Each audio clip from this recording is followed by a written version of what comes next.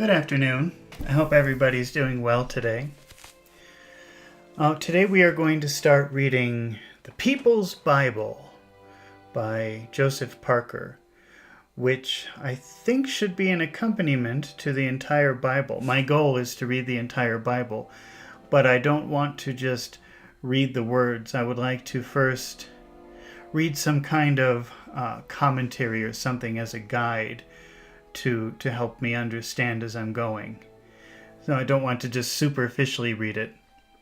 And originally, I started making some videos with a theology book. I thought, oh, well, theology, that should work. Oh, it's very dry and technical and hard to understand. And I'm hoping that the People's Bible, that sounds more promising, doesn't it? More approachable. So I've abandoned that, and I think we're going to start with this. So Joseph Parker was a very respected authority on the Bible in the 19th century, I guess. That's what I understand. That's how I found his name. And this is, I think, this is over 20 volumes, I think. So this is just volume 1. So it should be pretty extensive and filled with a lot of information. And I'm doing this live. I'm going to try to do it every day. I don't know if I can do it every day, but I'm going to try to do it every day. So we'll start. This is volume 1, chapter 1. And it starts with a prayer. So let's read that. And this is the prayer for wisdom. Father of spirits, we can never see thee, but in our hearts we feel thy touch, a touch of humbled almightiness, and a nearness as of light. We love thee more than we can ever tell. We go out after thee as if by right, and as if by sweet necessity, every morning, coming to us before the sun rises, and every night watch us till the stars die out. Make all things remind us of thy presence, all beauty, all light, all music, all action. And then our life will be large, and our inheritance will be infinite wealth. We feel that we have not yet begun to live. Now and then a great throb of life makes us feel somewhat of our possibilities. Yes, even as if we had begun our immortality and set our feet on heaven's land. And then we fall back and sin and lie and long for that which is wholly forbidden. Oh, the torture of this wild contradiction! We are mad with agony that cannot be borne. Our cheeks burn with shame, hotter than any fire of our kindling. And then we would that some Lazarus might be sent with cooling water from the brooks above to stay the infinite torment.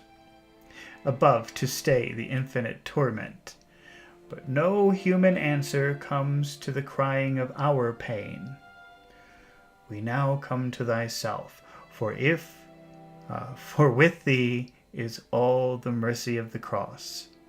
God be merciful unto us sinners, and give us the sweet peace which follows divine pardon.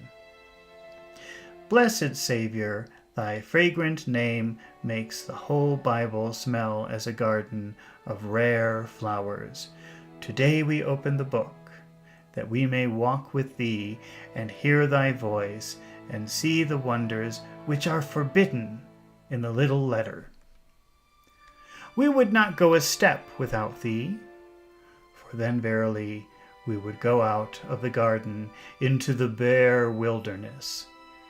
Tell us all the meaning of this sacred writing. Make Moses breathe life like a living teacher, that he may hold us by the enchantment of thy own name. May the old book become the very newest of writing, because the inspiring Spirit inspires us who read it. Carry forward our knowledge into wisdom, for knowledge puffeth up and kills like a letter which is not understood. Holy One, now hear us. Trinity in heaven, dwell in our hearts as in the temples made ready for the holy presence. And may we live so well that we may see to have lived long. We want to nestle in thy bosom. We want to touch thee. We want, oh, thou knowest all. Why should we not take refuge in all-speaking silence? Amen. Okay, well, that was a very nice prayer. So here is the introduction section of Volume 1 of the People's Bible. We are just about to open the Bible and fix our eyes upon the very miracle of books. It is a great occasion, a critical hour, full of possibilities beyond present imagining, and big with issues which the day of judgment can alone disclose. My conviction deepens that the Bible is the most modern of books. That is to say, it is the history of the very time which is passing over us. It contains every man's biography. It is full of the passion and tragedy, the love and sacrifice, which we know to be substantial history of the day. The morning newspaper, apparently so fresh and novel, is but a reprint of Moses and the prophets, with some slight difference in the incident and color, but with no difference whatever of moral substance and meaning. So fully persuaded am I of all that is meant by that view, that I am prepared to risk the claim for inspiration on the part of the Bible upon it. The Bible is proving its inspiration by the facts which make up both our spiritual experience and our exterior history. Or, if it is not actually and obviously doing so, it is undermining that claim and hastening its doom as a mere superstition. It is of small consequence to me to know who wrote the Bible, when it was written, who has become or what has become of the manuscripts, or under what circumstances the book was determined as to shape, size, and limits. Here it is. It's a book, and a book with a history. And for my purposes, it's enough to find out what the book actually says to my life, my heart, my conscience, and all my higher faculties, and to judge it, not by some official standard, but by the recognized and most solemn facts which make up human history. That is my ground, and I claim for it the sanction of reason. The Bible asks for no privilege in the matter of judgment. Its bold appeal is to the highest court of immediate fact and experience. Even in its deepest mysteries, it is mysteriously human, in no sense superstitiously divine. My purpose is to make all this clear, and so make the Bible doubly ours. Not something held because an irresponsible authority has charged upon us, but because we have at last a book which knows us, puts our thoughts into words, fills up our needs, and teaches us the only prayers which even God can answer. No book can stand upon its mere venerableness, except for literary purposes, that is, as a curiosity or a book of academical exercise and test. Whatever rules living men must itself be living, and whatever rules them profoundly and lastingly must have corresponding depth and durableness in itself. Well, I can say this is much easier reading than the theology book, that's for sure. I forgot to mention, I'm doing this live, and if you have comments or questions or want me to reread something and you're watching this live with me, then I encourage you to reach out in the comments and say what you like. All right, let's keep going. Let us agree as to the spirit in which we must enter upon those sacred studies. We must rid our minds of all prejudice and let the book have ample opportunity to make its own impression. We cannot mistake the music of truth with the rashly, if we rashly begin high up amongst the wordless mysteries, we shall certainly be dazed and probably be filled with the spirit of unbelief. Well, I want to read that again. We must rid our minds of all the prejudice and let the book have ample opportunity to make its own impression. We cannot mistake the music of truth. If we rashly begin high up amongst the wordless mysteries, we shall certainly be dazed and probably be filled with a spirit of unbelief. We must begin on the ground we know, the moral ground, the region of standards, equities, obligations, and go on from point to point until we enter the upper regions where silence is better than speech. I must ask you, even in our first studies, to be very quiet for a long time, to avoid mental effervescence and the impetuosity of that rude cleverness which rushes to conclusions and always misses principal meanings. Put off thy shoes from off thy feet, for the place whereon thou standest is holy ground.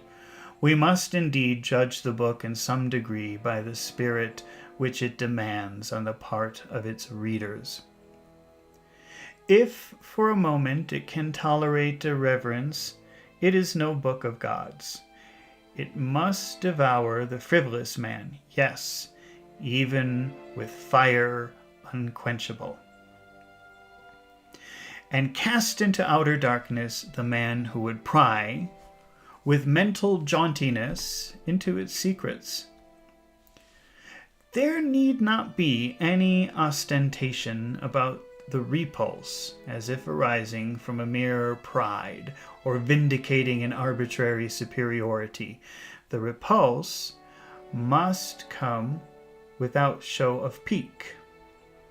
Come as from eternity and overwhelm with unnameable and immeasurable force. The Bible has no revelation to make to unbiblical minds. It will only speak to the lowly and the helpless, the contrite and the sore in heart. Oh, but this book can be so dumb and can look so blank. It will spread no table for mere daintiness of taste, but will find a whole festival for thorough and expectant hunger. If we come in any other spirit, let us go away at once, that we may escape the pain of humiliation and disappointment. There is really nothing for us in the Bible. It was never meant for us. As well go into the unexplored wilderness to find our Father's house, or dig in the earth and find the gate of heaven.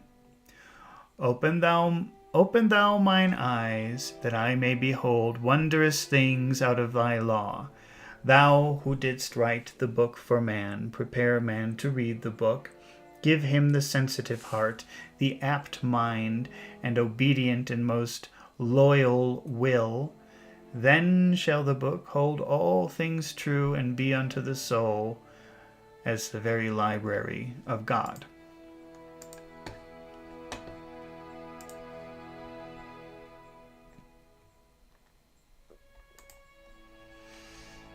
This day,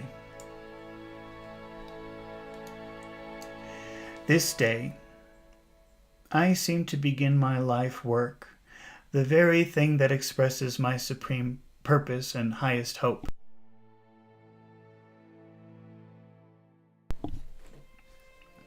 A holy fire glows in my expanding heart as I dwell upon the holy task and all its endless issues. The translation of the Bible, which we need from time to time, is not merely grammatical exercise or a discussion of various readings and ancient authorities. Grammar we must have if we are to have speech, but the grammar being settled, the higher translation has yet to begin. What is the higher translation? It is such a rendering of the divine word as will meet all human need, elevate all human desire, and sanctify all human endeavor. Such a rendering as will show that everything has been provided for in the Bible that human life can ever need or hope for. If we are asked, why not lecture upon modern events? The answer is that there are no modern events to lecture upon in any sense which supersedes the Bible. As well try to make the new earth as to make the new book. We make new fields, new gardens, new crops, but the earth abideth the same forever. And that is precisely what we do with books. They all grow upon the old soil of the Bible. They look new. They are superficially new. They are bought and sold as new.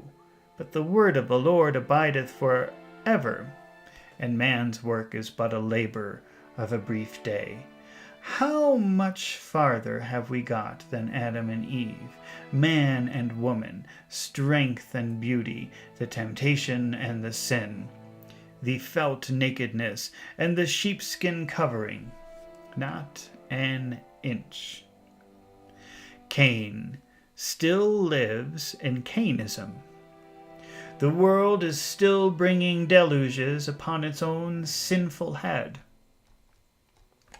Abram is still going forth in quest of a land flowing with milk and honey. Yea, old Eden still blooms, and men are trying to pass the guarding fire and live again, as if by force of arms, amid its trees and rivers and haunts of green beauty and softness.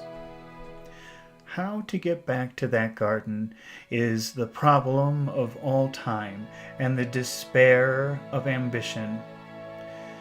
There are some who try to be modern and even original by reading Tennyson in the pulpit in preference to Isaiah, but in doing so they receive no encouragement from Tennyson himself.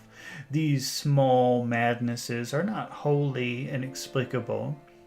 They have a look of cleverness, and they minister without the vulgarity of seeming to do so, to the vanity of the madman himself. But there is no durableness in such tricks. A month kills them, or 6 months, and at the most drags them into contempt. Isaiah waits, and Isaiah calmly comes to the front again. Comes with a stately peace of eternal right. On this conviction I shall endeavor to found myself in carrying out my life work in this Bible, nor will it be any strain upon me so to act. For I see everything in the Bible, all law in the Pentateuch, all history in the prophets, all music in the Psalms. all imaginative literature in the parables, all dream and hope and divinely ordered tumult in the grand apocalypse. God forbid we should ever accept the sophism that the Bible is a textbook for preachers and nothing more. It is a people's book. It belongs to the human heart in all days and places. Just in proportion as this can be made clear, will the Bible regain its primacy in literature and secure the homage and admiring and grateful world of let me read that again. And secure the homage of an admiring and grateful world. Its protectors will be innumerable. The poor man, the working man, the sorrowing man, the suffering woman, the little child. These will lay down their lives for it and think the sacrifice too small. Thus, the Bible, like its author, is not the I was, but the I am, the immediate, the present, the ever now. Quite a contradiction in mere words, but a perfect consistency in highest life and thought.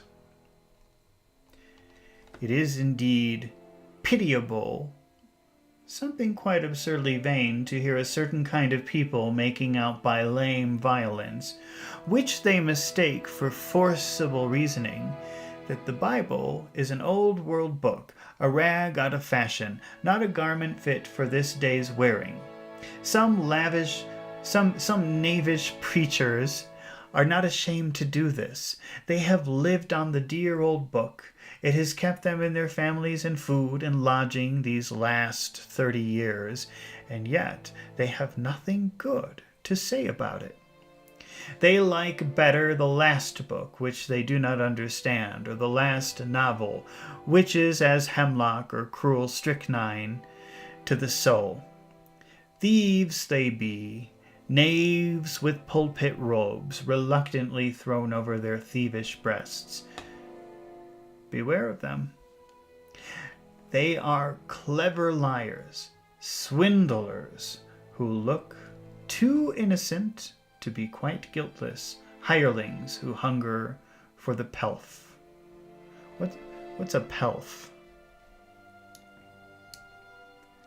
Sorry, I have to stop and look up this word pelf.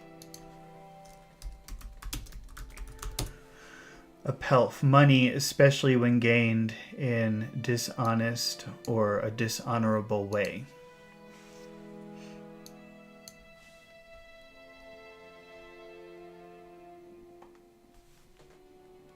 Nay, the black indictment does not end there. They are killers of men, bandits who thrust weapons into souls and slay the young, the unsuspecting, and the frank. I could respect in some grim way the vulgar infidel who blasphemes openly and on purpose and rejoices in his pitiful bellowing, mistaking the very blatancy for courage. But the man in the pulpit who insults the Bible on which he lives and wriggles out of the professions by which he climbed to the pulpit he dishonors, I charge with worse crimes than those which blackened, barbarous, or damned Iscariot. I call for men who will honor the Bible, men of all-seeing purity of heart, men who deliver the messages of God with the tenderness of Christ.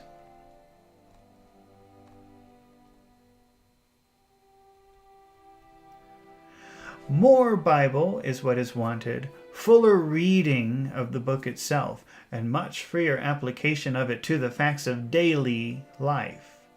I have not hesitated to say that life itself is the deepest and truest comment upon the Bible.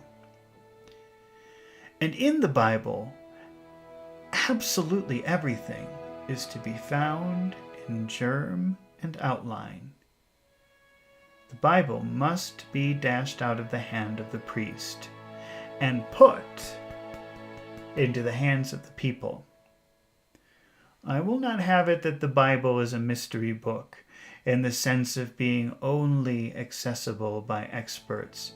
It is the people's book. As the firmament is the people's firmament, and the air is the people's air. Of course, the scientific man has his own view of the sky and his own way of examining the air, and yet the poorest dunce may look up into the solemn heights, and the meanest drudge drink in the living air. Many people could make more of the sky itself than of a learned lecture upon it, and a mountain breeze could be appreciated when a chemical analysis would be misunderstood. So it is with the Bible. Let the people themselves read, Moses and the prophets. Not send for a priest to read for them, but sit down to the sacred task and spell out its infinite thought. Men who can help us to do this, not to do this for us. Wait, let me read that again. Men who can help us to do this, not do this for us, are our true friends. They are the ministers of Christ and our servants for Christ's sake. They know the true use of the Bible and prove the inspiration of the book by showing how all life responds to its voice and confirms its moral demands. When they fail to do this, they fall from their high vocation and grieve the Spirit of God. Okay, well, that was the introduction to this book. We're still in chapter 1. But this is a new section which is called Inspiration.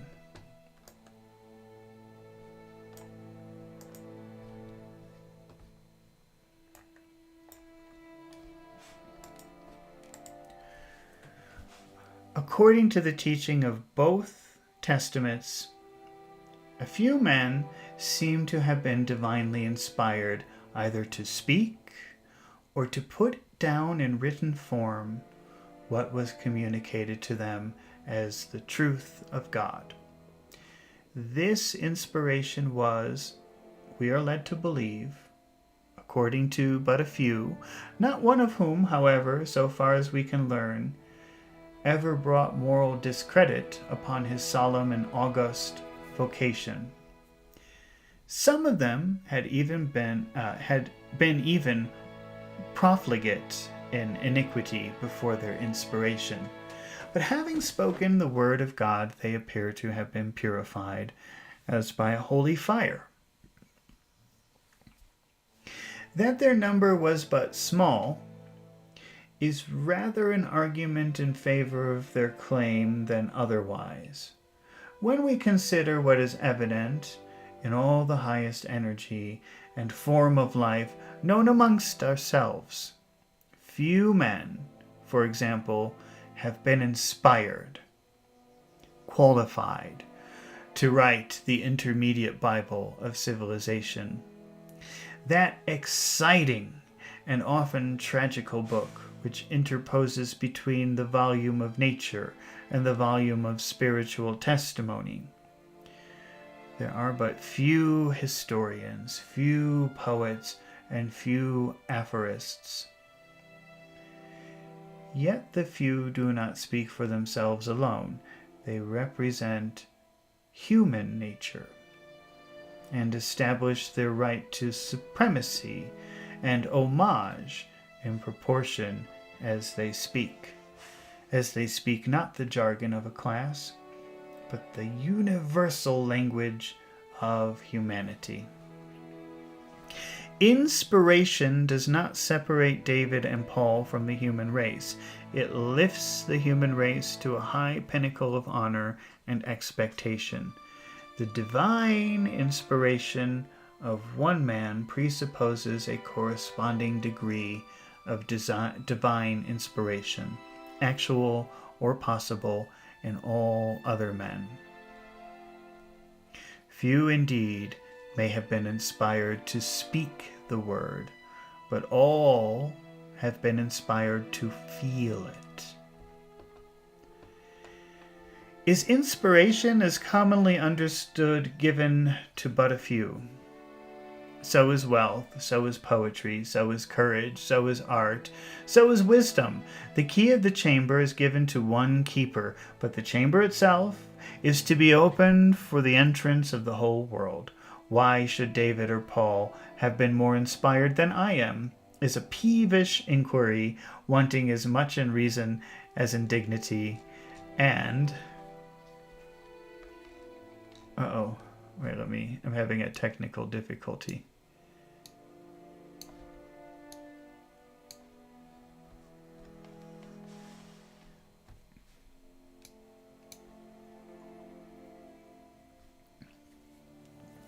And finding its natural completion in the profane inquiry, why is God more divine than I am?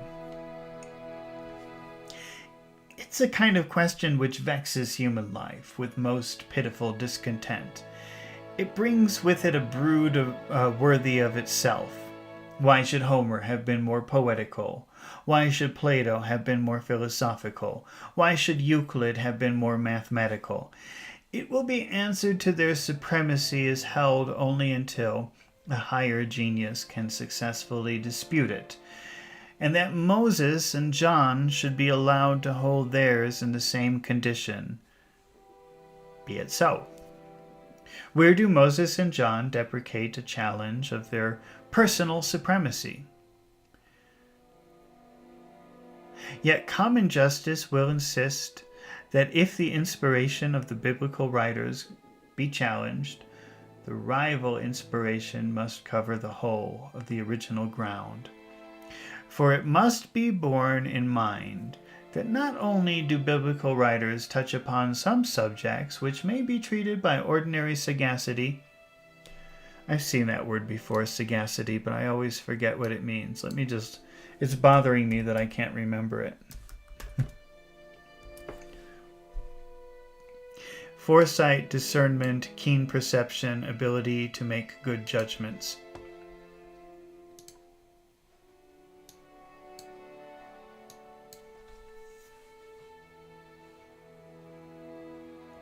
Now I've lost my place. I'm just looking for my place. Where is it? Biblical writers touch upon sub-subjects which may be treated by ordinary sagacity, so common sense or good judgment, and learning.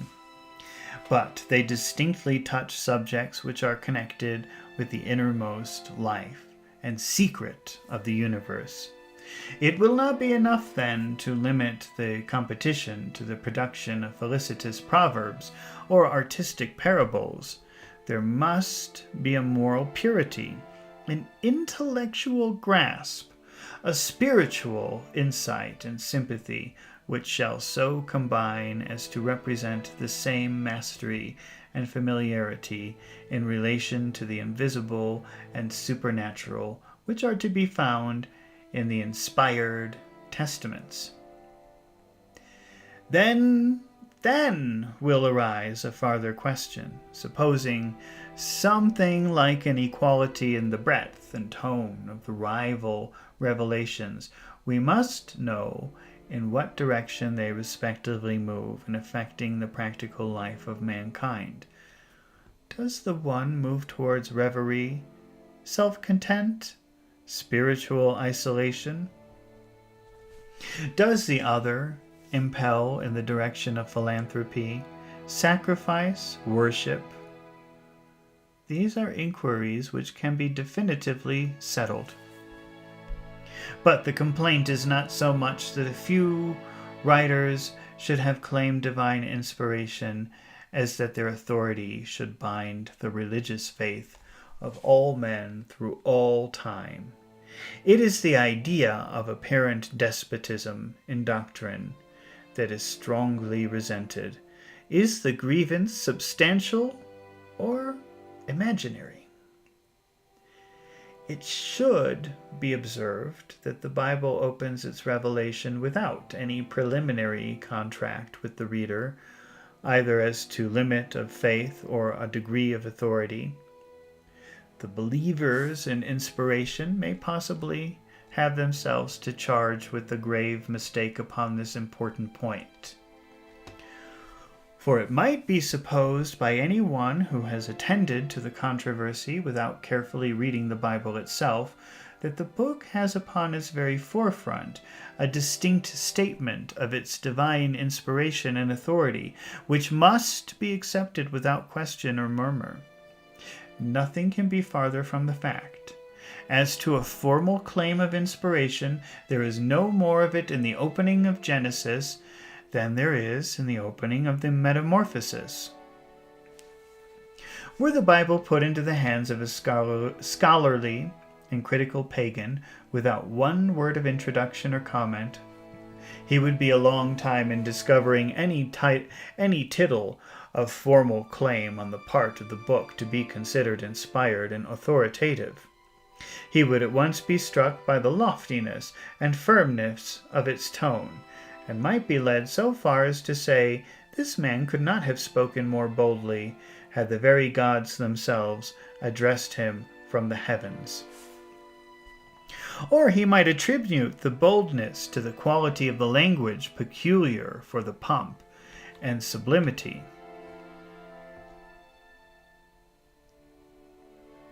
But he would not be either humbled or embarrassed by a preliminary demand for the surrender of his judgment or his life. The inspiration of the Bible grows upon a man much as a consciousness grows of his own intellectual and spiritual life grows upon him. This higher consciousness is often sudden in its development. It would seem that in a moment preceded, it may be by a long, though more or less unconscious preparation, an initial lifetime is thrown off and a new spiritual citizenship is established. In this way, the slave of dictionaries sometimes rises into a master of languages, and the slow cipherer into a philosophical arithmetician, and the cautious student of politics into a sagacious statesman. So there's that word sagacity again. The line of separation is invisible, almost imaginary. Yet it divides experiences that are most diverse. In some such way, the Bible has suddenly elevated itself from a school book to a revelation, and men have felt that they could not set it again in the rank of common writings without a sense of serious moral loss. They have not foreseen the result of their reading. At first, they yielded to a merely literary fascination. By and by, moral sympathy was touched in some degree. Curiosity was excited. Then came wonder. And after wonder came uncertainty, like a keen pain in the heart. And then came a sentence like this to test the faith, and to ripen the strange experience into Christian joy.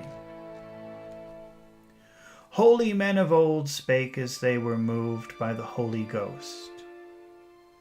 And with that sentence came a responsibility which put the reader into a new and solemn relationship to the book. If the Bible is divinely inspired, it follows that it is divinely authoritative. Inspiration and authority must stand or fall together. Consider what it is. Consider that it is professedly revealed. What is it? It's not history. It's not cosmogony. Am I saying that right? And what is that? I've seen that word before. Wait, cosmogony. Cosmogony, the science of the origin and development of the universe. Cosmology. Well, that's cosmology. Close enough, I guess. It's not history. It's not cosmogony. It's not ethnology. It's not even a code of morals. It is worthwhile, then, to pause a moment that we may get a full emphasis of the answer. The supreme revelation that is made in the Bible is the revelation of God. Everything else belongs to the region of detail. The divine personality is the vital, all-embracing revelation. Creation may suggest it, the curious interweaving and combination of daily events may point towards it as towards a possibility, but the Bible distinctly reveals it as a secret of all things. But the Bible, having made this revelation, cannot stop there. The term God includes all other terms. It is not a high symbol in abstract reasoning, or the almost aerial line which the metaphysician is content to begin with. It is the all-controlling factor in regions visible and invisible. It is this, or it is nothing.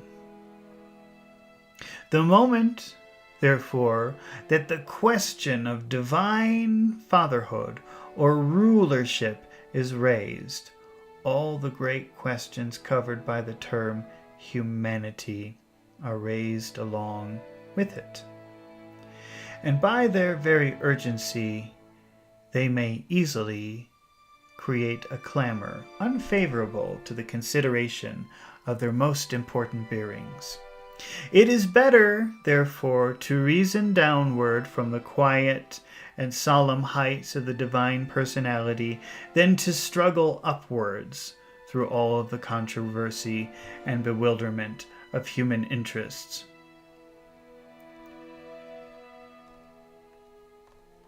If the Bible declares the true idea of God, it must presumptively give the true doctrine of human nature. God must be self-declared. Man has no instruments that can measure the divine power or search out the divine wisdom. But how is God to grant a revelation of himself? Christian theology answers, by the inspiration of chosen men who shall be his instruments for this special purpose. Instantly, that inspiration becomes thus individualized. A great difficulty arises, the very difficulty which has been pointed out in the divine incarnation. We look at the divine mystery through the human medium, and instead of fixing the mind upon the inspiring spirit, we fix it upon the inspired man.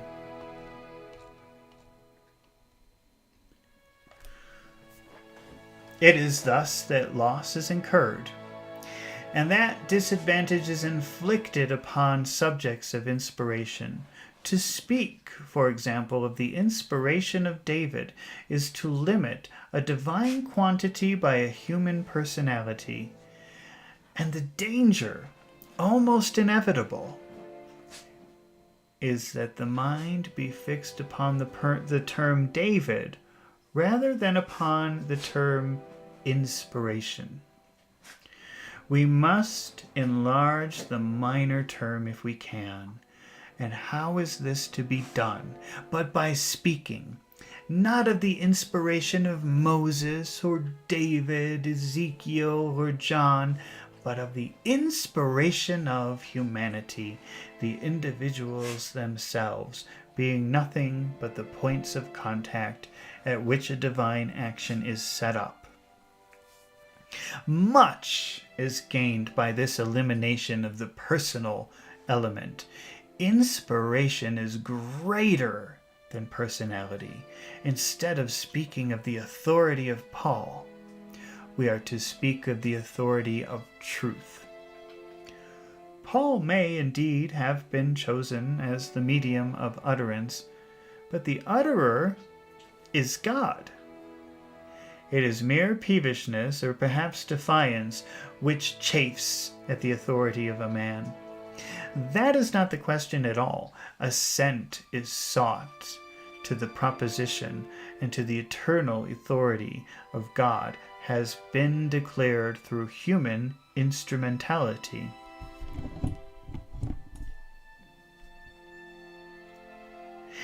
In what other way could it have been declared?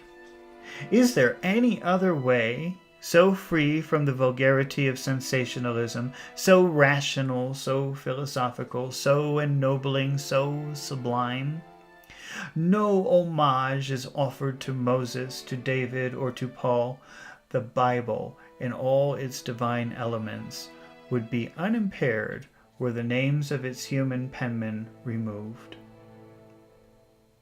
Yet those names are of peculiar value in humanizing a volume which requires softening shadows to mitigate its unique glories. The writers never obtrude their personal dignity. They never conceal their personal weaknesses. The word of the Lord is a burden to them, and is often accepted with hesitation and misgiving. But what if there be slips or other faults in the work of the inspired men? In one sense, so much the better. In the sense, for example, that these imperfections which actually beget confidence, superficial imperfections which give all advantage from contrast to work that is known to be solid and enduring, the musician is limited by his instrument. Though he may have ravished a word by his strain, let me read that again. The musician is limited by his instrument, though he may have ravished a world by his strains. He could be almost angry with the instrument which has failed to express the still finer tones which madden him with indescribable joy. In the matter of inspiration, the Almighty proposed to dwell in the houses of clay. What wonder if they were unequal to such a presence?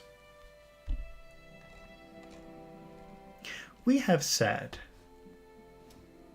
that the divine inspiration of one man presupposes a corresponding degree of divine inspiration, actual or possible, in all other men. The inspiration of speech presupposes an inspiration of hearing. True listening being much more than an exercise of merely a physical function. If few men know how to speak, fewer still know how to listen. Men are preoccupied. Voices of prejudice, interest, self-worship never cease to besiege the air of the soul. Add to these a drowsiness hardly distinguishable from a temptation, and a persistent appeal from the whole external estate of life, and the difficulty of spiritual hearing will be no longer a mystery. The universal inspiration comes through a quickening and sanctifying action upon the moral sense of mankind. The one thing which that moral sense never did accomplish is the discovery of God. In its most exalted and energetic moods, it got no farther than an inscription to the unknown power, a long way to, a sublime distance, verily, still not a Bible, but a marble slab.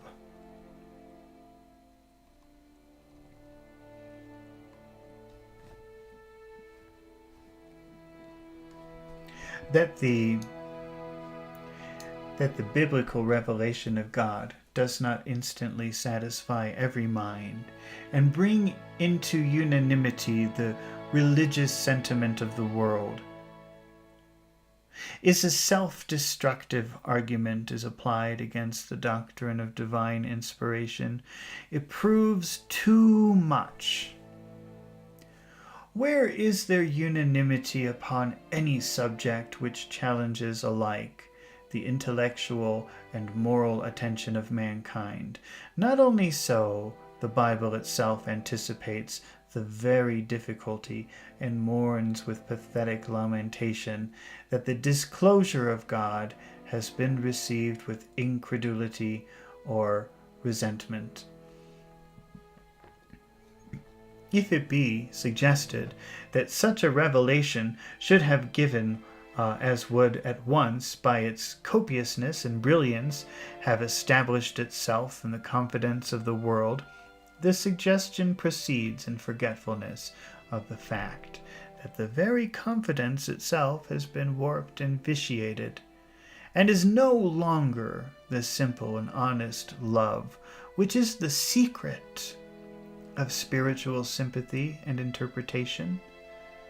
How to recover the idea of God was the problem. The Bible distinctly undertakes its solution, in so doing claims authoritatively to be known not as a volume of history, a code of morals, a treatise on philosophy, but as the one written book of God. Inspiration had at the very outset to encounter the difficulty of language, inasmuch as there was no speech common to the whole world. The world has a common heart, a common nature, a common instinct, but not a common tongue. Even in the same language, words constantly vary in expressiveness and value.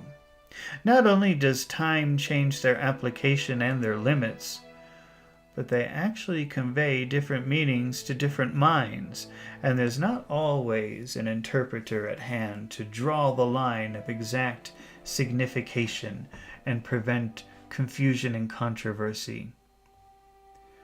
A word may not seem precisely the same thing to any two men, though it may well be known to both of them in a rough sense, which may suffice for ordinary purposes. How to express an eternal quantity through a mutable language. This is another form, the precise difficulty of the incarnation, for what flesh is to spirit, speech is to thought. The difficulty has never been wholly overcome, certainly not in the indoctrination, for Jesus Christ was despised and rejected of men. And certainly not in the Bible, for it has provoked more controversy, fiercer and bitterer too, than any other book in all literature. It should be noted too, that the very objections which from the beginning have been urged against Christ have also been pressed against the Bible. Objections relating to form, to structure, to origin, to apparent contradiction, and to manifest insufficiency to meet the demands of the situation. In both cases, human expectation was set at naught, and something was offered which could not but mortify the pride of the receiver. We must then go beyond forms, symbols, and measurable qualities, and find the meaning of inspiration in elevation and purity of thought, in the scrupulousness and magnanimity of moral instinct, in the ennobling and all-hoping charity by which our best life is distinguished, and ceasing all pedantic strife about mere words, must cast ourselves with reverence and holy joy upon the eternal Word.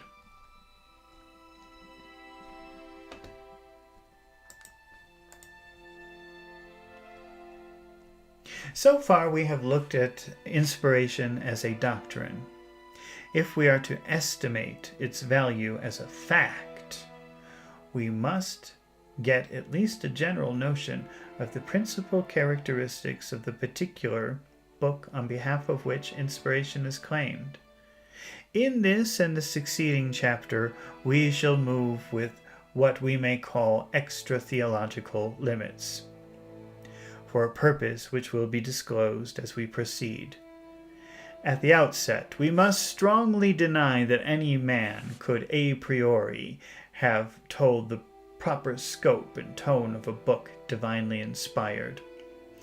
It is one thing to have the book and to reason backwards, but it's another to be called upon in its absence to say exactly what an inspired revelation should be.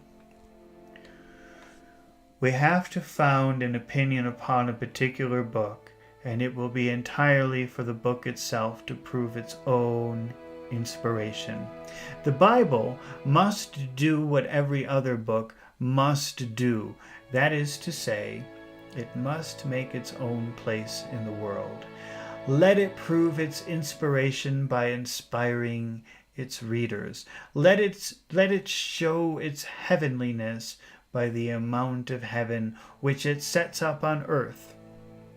If it fail by these tests, any attempt to uphold it by organized authority is absurd and hopeless. The object of this chapter is to gather into one view 3 or 4 marked characteristics of the book, simply regarded as a literary composition, and to ask the reader to assign them some value in the argument.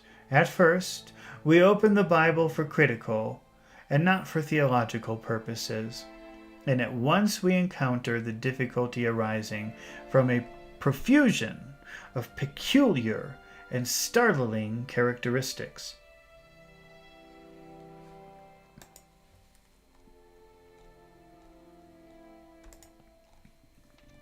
One, the Bible is undoubtedly marked by a wonderful reserve of power.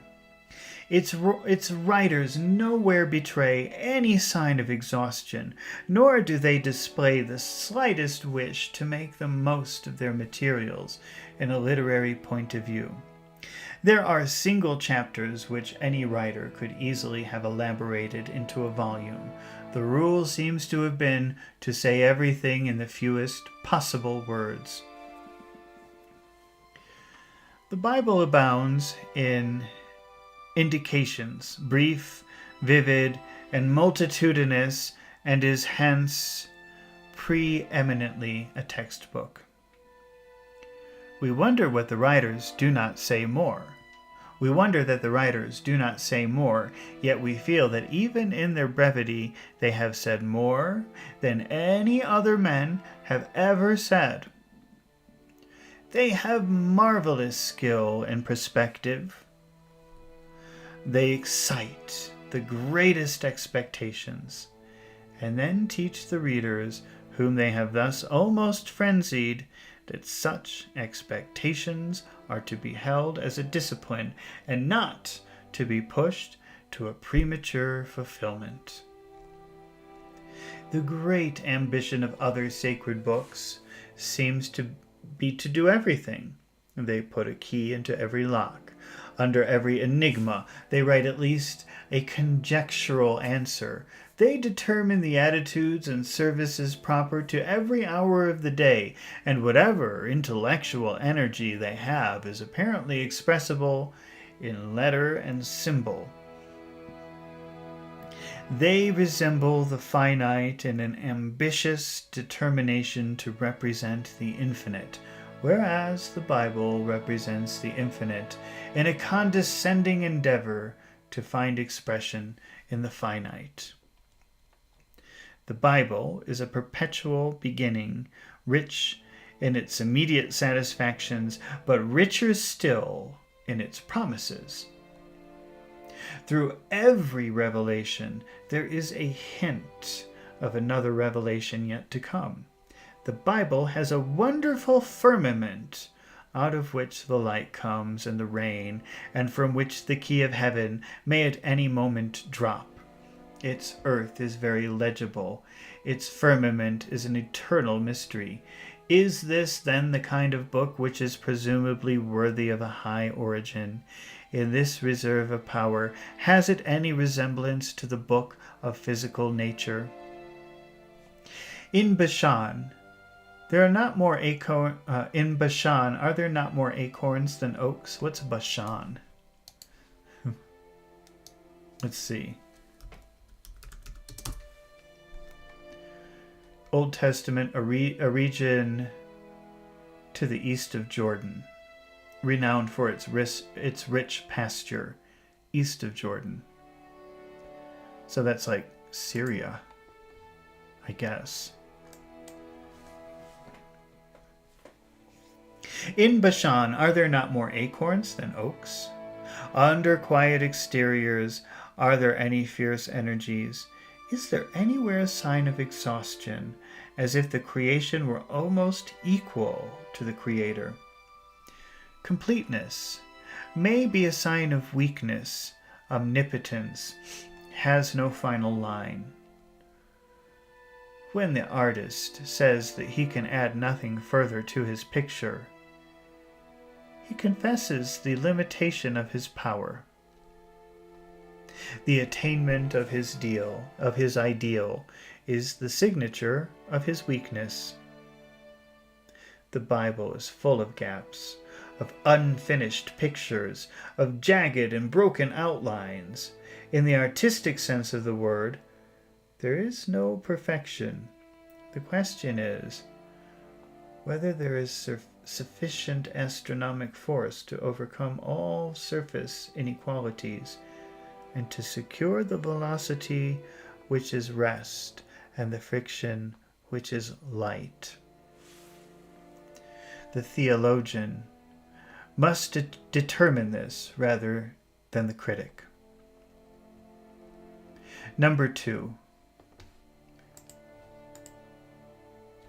The Bible grapples with the highest subjects which can engage the attention of mankind. A professedly inspired book treating of mere trifles, or of points which are but of secondary interest, would have been the very cruelty of irony. The Bible advances instantly to the highest lines of spiritual inquiry. God, creation, invisible worlds, sin, death, immortality are its familiar themes.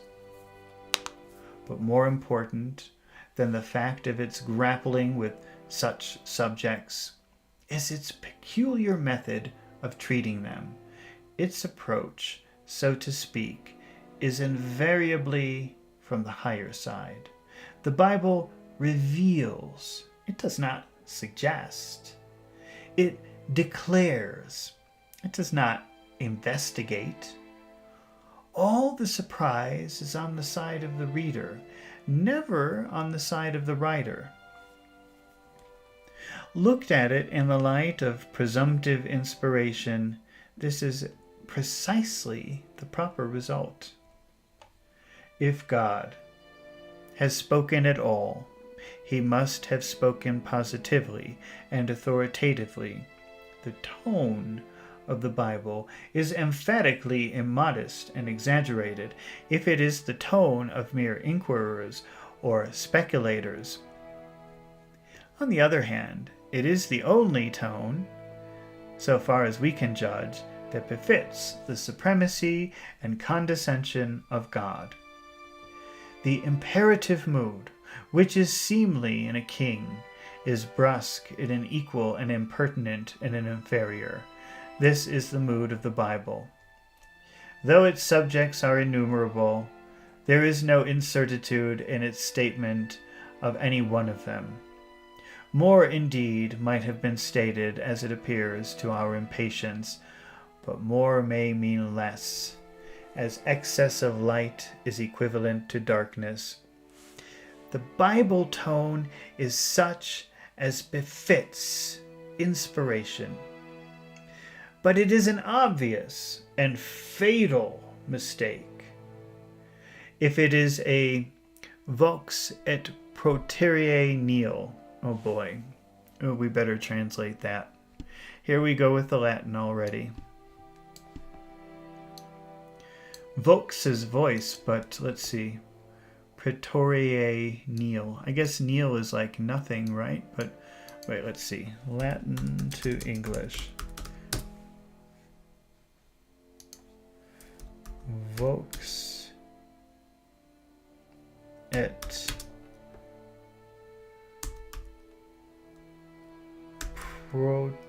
protera nihil. Voice and nothing else. Okay. But it is an obvious and fatal mistake if it is voice and nothing else. Even ordinary men may secure respect when they speak subjunctively, but when they speak imperatively, they become ridiculous and contemptible. It's not difficult to distinguish between a bray and a roar. The precision and weight of the tone will be seen to be the more remarkable when the peculiarity of the revelation is considered. The Bible seems to have a line without a limit. In nature, we seem to be bounded by the horizon, yet who has measured its diameter or laid its hand upon the skyline? We move towards it, yet we never get away from the center. It is the same with the divine revelation. Its skyline recedes as we advance. The limit is visible, yet unapproachable. We can get to the end of the chapters, yet we never get to the end of the book. The Bible combines a wide liberty with conspicuous and sacred law of trespass. Its words of promise are rich in incentive and solace. Thus, I have many things to say unto you, but you cannot bear them now.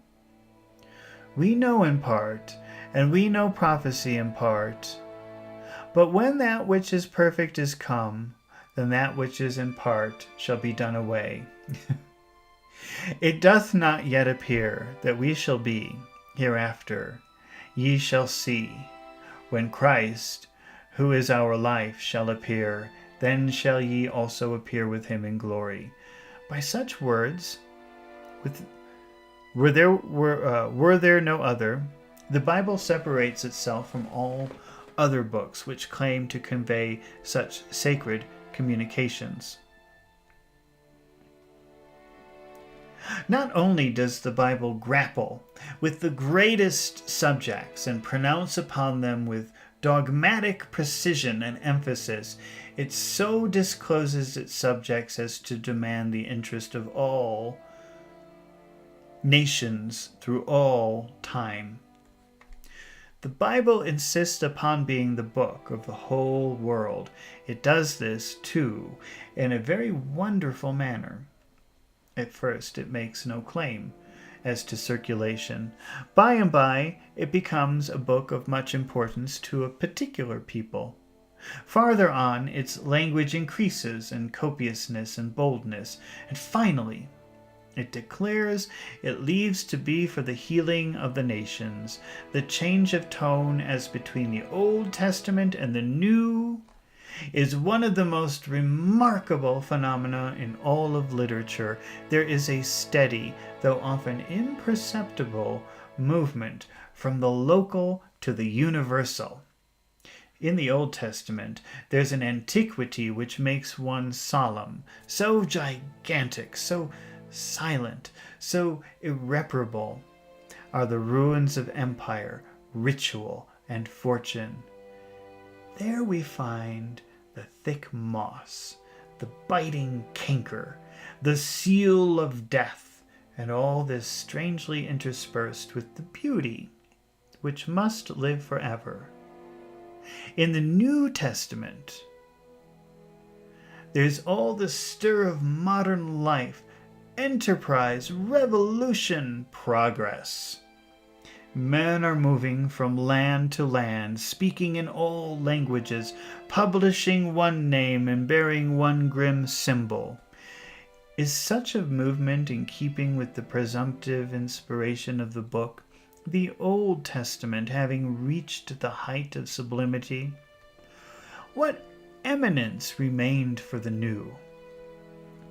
After thunder and pomp, resounding trumpets, and the tramp-mailed men, there came gentleness and beauty, purity and nobleness, pardon and love. Is such a line of development in keeping with the presumptive inspiration of the book? What could be more daring than to displace a soldier by a missionary? This is an anti-climax in history, unless indeed it be the foolishness of God. Looking at great breadths of history, it is evident that the believers in the Avesta, the Veda, even the Quran, have not been careful to create a system of worldwide propagation of their respective faiths, little beyond a military spasm in the case of the last of them has been attempted in this direction.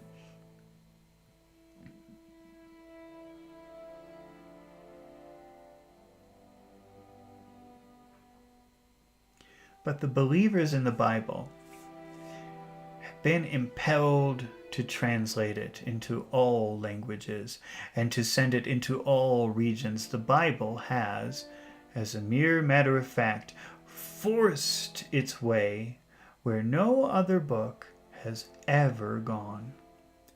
And as for the variety of intellect which it has interested in its fortunes, no other writer can bear comparison with it. The coldest and most ardent temperaments have alike sought to extend its influence. The richest learning and the most splendid eloquence have felt honored in its service, and the most valorous men have hazarded their lives to publish its contents in hostile lands. They've done this because of the effect of the Bible teaching upon their hearts. Necessity was laid upon them, and out of this necessity came their highest joy. Such facts, which can be verified without trouble, show how true it is that the Bible so discloses its subjects as to claim the homage of all nations through all time. This consideration is evidently of some value as a practical test of the presumptive inspiration of the book. If nature be recalled as a witness, we shall be told that universality, I think it's time for me to take a break. We shall be told that universality characterizes all of the great gifts of God, and therefore will probably mark any revelation which professes to have been indicted by His Spirit.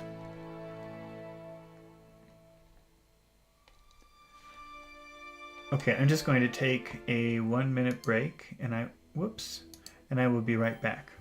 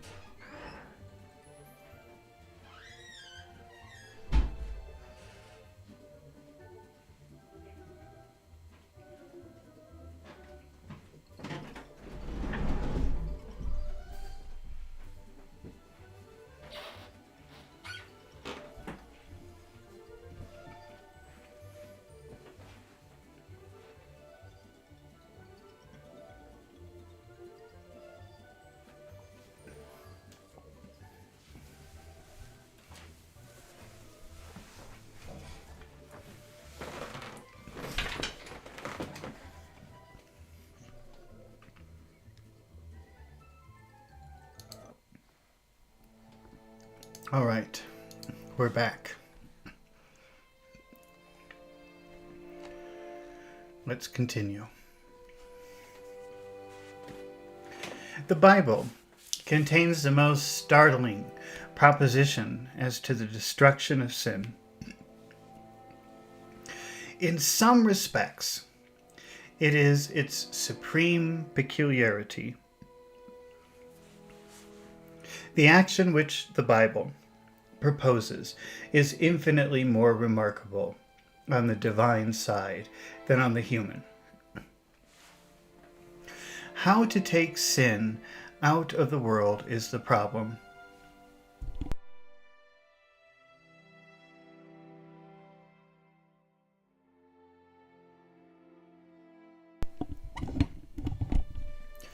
Let the mind dwell upon the terms for a moment, that their import might be felt. How is sin to be met? Overcome. Ultimately destroyed. Ultimately and forever destroyed. By a human struggle? By self-ablution? By self-mutilation? Is sin to be taken away only by taking away the sinner?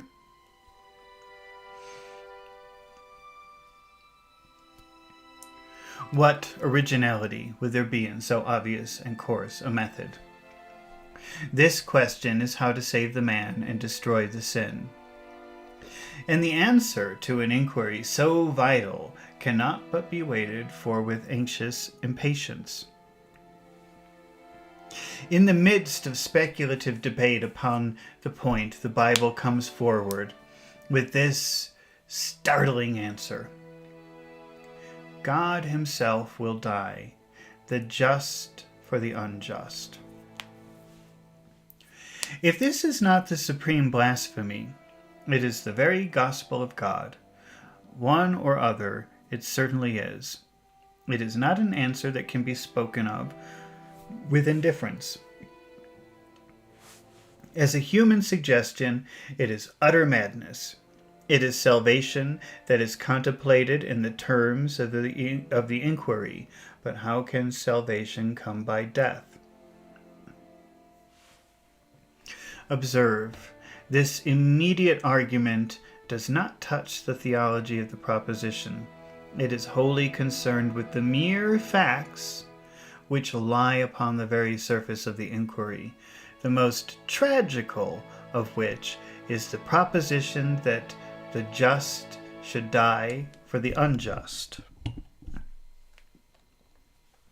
and that by the shedding of blood should come the remission of sins. It is enough in this connection that we merely point out with the humble confession, indeed, that if it be not the most awful of all irony, and therefore the most sinful of all sins,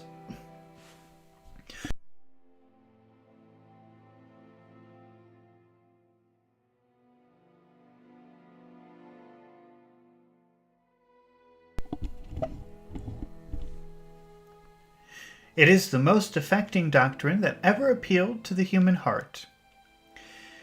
There it is, however, and the student must deal with it. If he gives it the go-by, he instantly disqualifies himself for this high investigation. He flees from difficulty and becomes a mere trifler in controversy. If he takes it up seriously, he may possibly find that it gives articulateness to the emotions that have long troubled his heart with a kind of pleasurable pain. The pain of suffering and death, that he might make a way for the pardon and restoration of his own sinning child.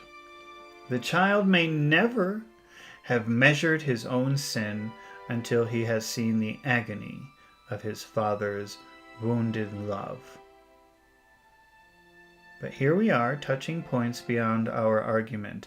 This, suffice it now to say, is a mystery not to be illuminated by words, Any heart that has suffered much through the sinfulness of others will catch some far-off hint of its meaning. For the rest, there is no interpretation possible to us.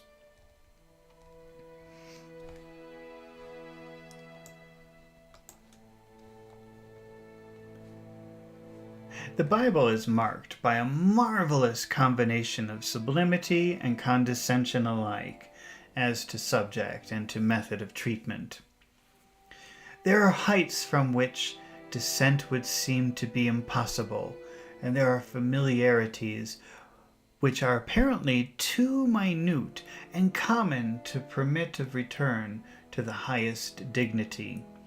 Yet the return in both directions is made with an ease which, even in a literary point of view, is undoubtedly wonderful. As if the heights and depths were in reality but one plane to the invisible and ruling spirit.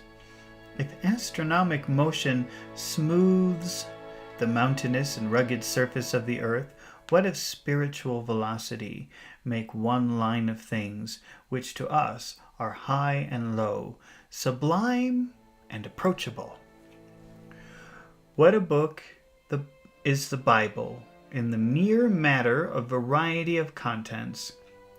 Everything seems to be in it. Poem, narrative, music, friendship, personal news, national intelligence, judgment, battle, prayer, song, anathema, and benediction. The bush is common enough, but what of the fire which makes the shepherd turn aside? The bread is such has been used at supper, yet presently it will become the body of Christ. Paul is almost in heaven, yet in the very height of his anticipation he asks for his parchments and his cloak, and he knows exactly where both were left. Whole pages are taken up with obscure names, and more is told of a genealogy than of the day of judgment. Stories are half told, and the night falls before we can tell where the victory lay. Where is there anything to correspond with this?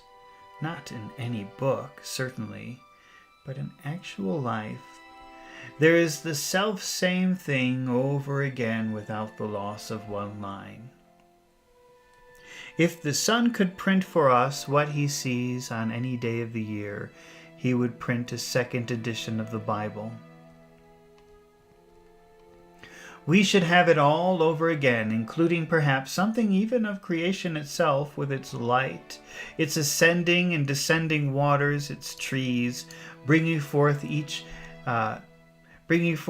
after its kind, its sunny day, its starry night, but the humanity would be the same. Still, more vividly, family life, love, fear, envy, covetousness, magnanimity, chosen people and alien lands, temples warm with the fire of the Lord, and houses of vain and corrupt idolatry, the noise of war, and the song of peace, shepherds keeping their flocks, soldiers listening for the foe, David in the wilderness, and Jonah on the sea, weird dreams, spectral hands on the wall, baffled magicians, and truth-telling prophets, psalms for which no music is good enough, and proverbs that glisten with wit. All these, and more, we should have on every or any other day in the year if the sun could but print as well as shine.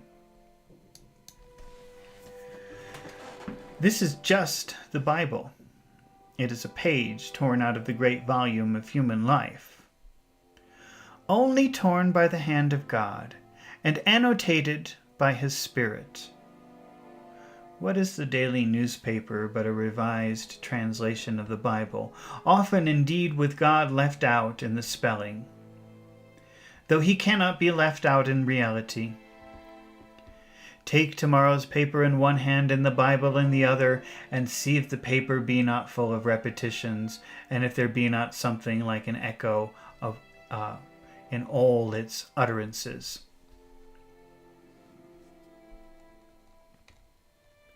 Other indications might be made, but these will do in the meantime as indicating at least a basis of judgment. Here is a book which is marked by a wonderful reserve of power, which grapples with the greatest subjects, which can engage the attention of mankind, which so grapples with them as to demand under sanctions too the attention of all men through all time, which offers the most startling proposition for the removal of sin, and which is marked by a marvelous combination of sublimity and condescension. Alike as to the other subject and to the method of treatment is such a book, judging by these characteristics, likely to sustain any claim to be an inspired and authoritative revelation will of God? We only ask for a prima facie case. If such a case be granted, probably a careful and honest perusal of the Bible will follow, and this will be something gained. Okay, well, so we're still in chapter 1. This section that we just finished was the section called Inspiration. And next time, because I'm going to finish here for today, I'm tired. Next time we will continue with chapter 1, and we will move on to the section entitled The Spiritual Organ. I hope that would be tomorrow. No, I don't think it will be tomorrow, but maybe on Friday. All right, well, thank you for watching, and I will see you next time. Goodbye.